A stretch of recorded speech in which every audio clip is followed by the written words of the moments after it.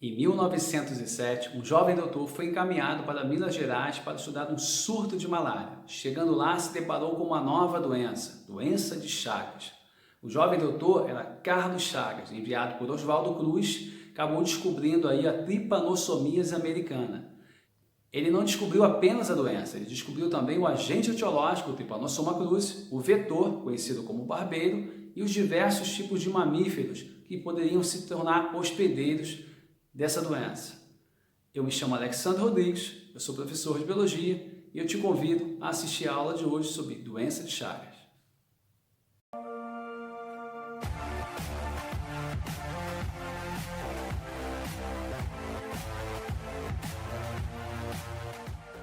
Olá pessoal, tudo bem? Seja bem-vindo! E hoje o nosso assunto é sobre doença de Chagas. Como você viu na introdução, é uma doença que foi descoberta por um brasileiro, um médico brasileiro, e aí que foi enviada ali para Minas Gerais e acabou se deparando com uma nova doença. E entrou aí para a história com relação a essa doença, já que era uma doença que estava surgindo ali naquele momento. Bom, deixa eu te explicar aqui como é que a gente vai trabalhar o quadro hoje. Desse lado aqui, nós temos o agente etiológico, temos o vetor e os hospedeiros. Aqui temos pontos importantes para que você possa ter conhecimento sobre esses pontos que caem em prova.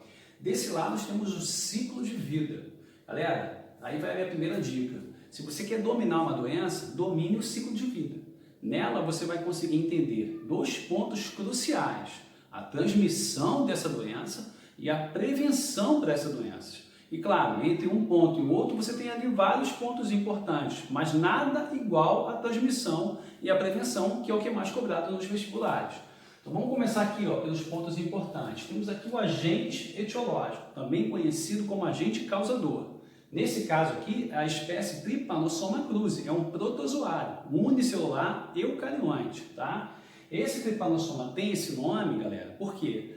Porque ele pertence a um grupo de zoomastigófaros. O que é um zoomastigófaro? São protozoários possuidores de flagelo. Galera, flagelo é uma estrutura de locomoção. Esses animais batem esse flagelo e se movem muito bem, E cruzi é uma homenagem a Oswaldo Cruz, que nada mais era do que o chefe, o tutor ali, de Carlos Chagas, que pediu para que ele fosse para Minas para estudar lá um surto de malária. Então é uma homenagem a Oswaldo Cruz. Então tá aí o nome, a espécie Trypanosoma cruzi.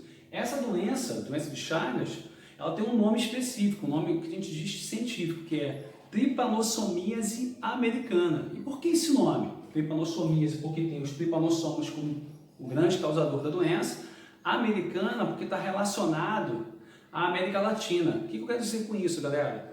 Essa doença ela é endêmica da América Latina. Pode até haver surtos em alguns lugares diferentes, fora da América Latina, mas são surtos, Ela é endêmica da América Latina. Então, Trypanossomíase americana. Vetor, sempre um inseto, que nesse caso aqui é popularmente conhecido como barbeiro.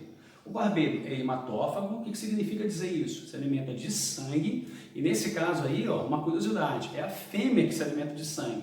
Assim como nos mosquitos, a fêmea se alimenta de sangue, por quê? Porque quando ela entra em processo reprodutivo, quando ela tem ovinhos já dentro dela lá, sendo amadurecidos, ela precisa de algumas substâncias presentes no sangue do mamífero para que esses ovos possam amadurecer. Então faz parte do ciclo reprodutivo dela. Já o macho se alimenta de seiva de fruta, eles são fitófagos, Temos aqui o gênero na qual esse inseto pertence, Triatoma, É o gênero. E essa espécie é chamada de Triatomas infestans, Temos aqui os hospedeiros. Temos os hospedeiros intermediário, que é o barbeiro, e temos os hospedeiros definitivos, que são vários tipos de mamíferos. Temos primatas diversos, Temos o homem, que é o foco da nossa aula, e temos gambás e tatus.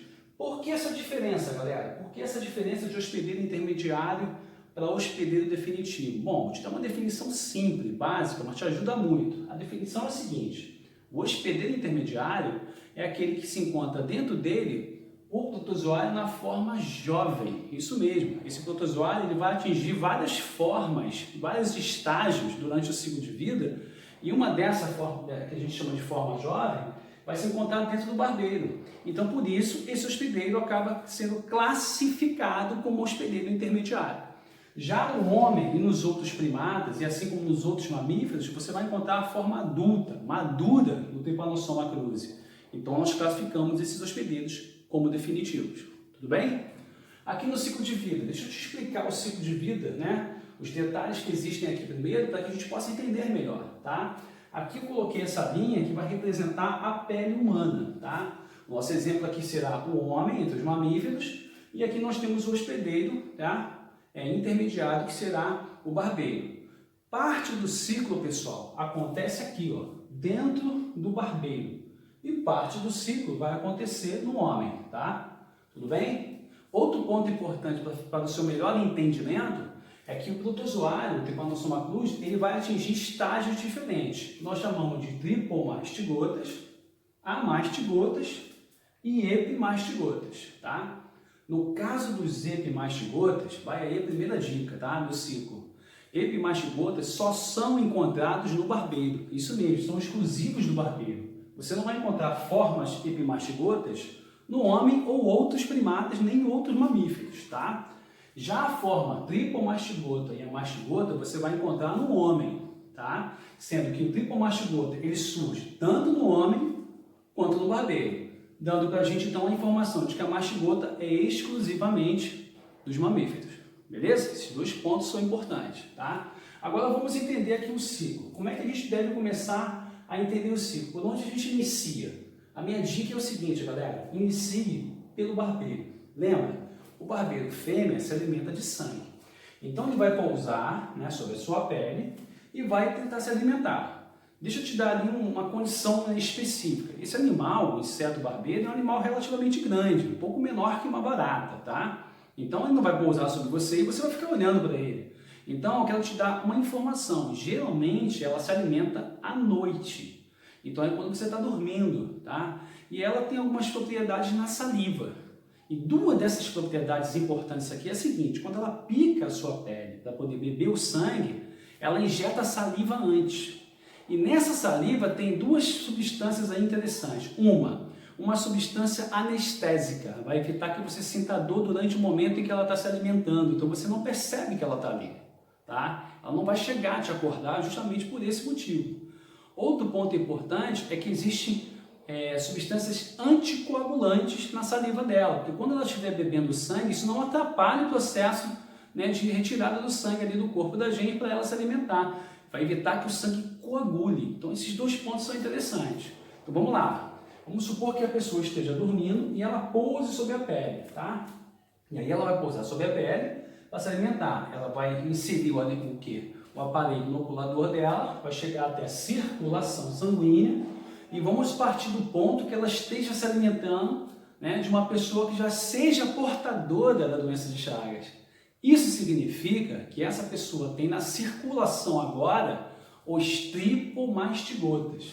Lembra? Os tripomastigotas. Olha isso aqui, os chamados metacíclicos, aqueles que têm flagelo, têm grande motilidade, grande mobilidade, tá? Então ela bebe esse sangue contendo os tripomastigotas. Então quando ela suga o sangue, os tripomastigotas são chupados junto. E aí cai no sistema digestório dela. Aí quando cai no sistema digestório dela, vem parar no intestino médio. E quando chega no intestino médio, esse tripomastigota sofre uma metamorfose.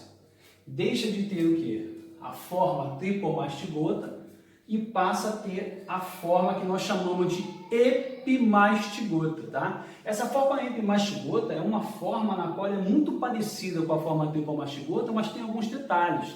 É a forma jovem. Então significa que ela não tem o quê? Um flagelo tão longo quanto o tripomastigota, não tem essa membrana aqui, ó, em destaque, que a gente chama de membrana ondulante. Então é uma forma mais jovem, tá? Então vamos lá. Ela pousa sobre a pele, bebe o sangue. No que ela bebe o sangue, ela suga o sangue junto com o tripomastigotas, vai chegar até o sistema digestório, chega no intestino médio. O que acontece? Ele sofre uma metamorfose e passa para o estágio epimastigota. Mas lembra, ele chegou até o intestino médio. Quando ele alcança o final do intestino desse vetor, lá no final próximo ao reto, ele novamente passa para o estágio tripomastigota. Olha que interessante, galera. Ele entra como tripomastigota, passa para a forma epimastigota e volta para a forma tripomastigota novamente. E no final do intestino desse animal, ele já se encontra na forma na qual ele foi infectado, o tripomastigota. E aí o que vai acontecer? Ele faz cocô. Como ele agora está com o estômago cheio de sangue, ele vai fazer cocô. Aí eu te pergunto, a transmissão é pela picada ou pelas fezes? Anota isso, pelas fezes. Isso mesmo. Muitos alunos acham que é pela picada. Não é, é pelas fezes. Essas fezes aqui agora estão cheias de tripomastigotas presentes nela. E aí, por uma condição natural, a gente coça aquela região, tá? E arrasta as fezes para o quê? Para o buraco da picada. E aí, no que a gente arrasta as fezes para o buraco da picada, os tripomastigotas penetram nesse buraco e caem na circulação. Pronto, ocorreu a transmissão. Então, a transmissão, pessoal, ela não é via picada. Ela é via o quê? Através das fezes, que contém os tripomastigotas, que são arrastados para o buraco da picada, ocorrendo então a transmissão. Esse ponto é muito importante, eu queria que você anotasse, tá? E agora que o quê? Que ele caiu na circulação humana, como o tripomastigota metacíclico, o que vai acontecer? Ele se espalha junto o quê? Com o sangue vai viajar por todo o organismo e vai chegar a vários órgãos. E começa a se espalhar. E claro, toda vez que você tem um agente, né, etiológico no seu corpo, o seu sistema de defesa tenta eliminá-lo, tenta combatê-lo. E aí virão as primeiras células de combate, chamadas de macrófagos. E esses macrófagos vão fagocitar esse tripomastigota, ou seja, vão comê-lo, vão englobá-lo. E isso só favorece o quê? A mudança dele da forma tripomastigota para a forma amastigota. A forma amastigota ela é intracelular e ela se reproduz de forma assexuada. Anota isso que você é cobrado em vestibular. Galerinha, olha o que eu estou te dizendo. O macrófago engloba o tripomastigota e ele sofre uma metamorfose para uma forma que nós chamamos de amastigota. Uma forma exclusivamente intracelular, que se reproduz de forma assexuada e vai aumentando a sua população dentro da célula. Chega um determinado momento que a célula está tão repleta de amastigotas que ela se rompe. Isso mesmo, ela morre. Ela sofre lise celular. No que ela se rompe, saem os amastigotas, convertem-se em tripomastigotas e caem na circulação e o processo recomeça. E aí eu quero destacar dois pontos. Já que houve um rompimento da célula e essas amastigotas saíram, agora, quando elas passam para a forma tripomastigota, o que vai acontecer? Tem dois caminhos, tá? Ela vai começar a ser englobada por outras células, vão invadir novas células, e aí então vai se espalhar pelo organismo, e nesse momento também ela pode vir a ser sugada como um tripomastigota por um outro barbeiro, assim como iniciou o ciclo. E aí então nesse momento que o ciclo termina. Então vamos recapitular os pontos importantes, porque eu sei que é muita informação, tá? Então vamos lá. O barbeiro pousa sobre a pele e suga o sangue de uma pessoa portadora da doença. Quando ela suga o sangue, adquire ali o que junto? O tripomastigota. Ele chega até o sistema digestório e já no intestino médio sofre uma metamorfose, que passa para o formato epimastigota, forma jovem. Aí depois chega no final do intestino, próximo ao reto, e deixa de ter a forma epimastigota e volta a ter o estágio que nós chamamos de tripomastigota. Esse tripomastigota, então, ele no final do reto vai sair junto com as fezes. As fezes, então, estão lotadas de tripomastigotas. A gente coça, por um processo natural de reflexo, e arrasta as fezes para a área do buraco da picada. Os tripomastigotas penetram, no buraco da picada, pronto, a pessoa foi infectada. Agora, na circulação do humano, os tripomastigotas se espalham, tá? E começam a ser o quê? Combatidos por células de defesa chamadas macrófagos, tá? Os macrófagos englobam os tripomastigotas e dentro deles sofrem uma metamorfose, deixando de ter a forma tripomastigota flagelada, conhecida como metacíclica, supernova, e passa por um estágio extremamente simples, pequeno, sem flagelo, núcleo grande, imóvel, intracelular, e se multiplica dentro da célula de forma assexuada, até o ponto de romper essa célula e eles saírem de dentro dela e se espalharem pelo organismo, voltando ao estágio tripomastigota. Se invade em vários tecidos, vários órgãos, e é nesse momento que o ciclo recomeça, tanto invadindo novos tecidos de novos órgãos, como sendo sugado por um outro barbeiro. Tudo bem? Legal, né, pessoal? Bom, os sintomas. Os sintomas, alguns órgãos, ganham destaque no vestibular, porque são os órgãos mais afetados. São eles: o fígado, o baço, o esôfago, o colo, que é parte do intestino, e o coração. O que acontece com esses órgãos? Eles crescem, eles ficam grandes, tá? Então nós chamamos isso de quê? Nós chamamos de, no caso do fígado, hepatomegalia, no caso do baço, esplenomegalia, esôfago, megaesôfago, colo, megacolo e no caso do coração, cardiomegalia, sintoma clássico dessa doença e muito grave. Sobre profilaxia, a profilaxia mais recorrente é combate ao vetor. Lembre-se que a doença de Chagas é transmitida por um inseto. Então a forma mais eficaz é você se afastar desse inseto ou combater esse inseto. Então vamos lá, como é que você combate um inseto como esse? Inseticida, para eliminá-lo, para matá-lo. Tá? Outra forma é você colocar dentro de suas casas, assim como nas suas janelas e portas, mosquiteiros, para que esse animal não consiga entrar na sua casa e ter contato direto com você, principalmente à noite, quando você está dormindo. Uma outra forma também é evitar o desmatamento. Esse animal é um animal que vive em mata. Quando você desmata, a tendência é você entrar para viver no habitat dele. Isso faz com que você tenha contato direto, que você acabe virando ali uma possibilidade de alimento para ele.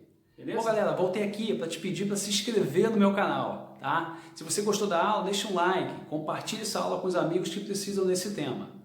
Outra coisa, também me encontro nas redes sociais, Instagram e Facebook. Te aguardo na próxima aula. Até lá!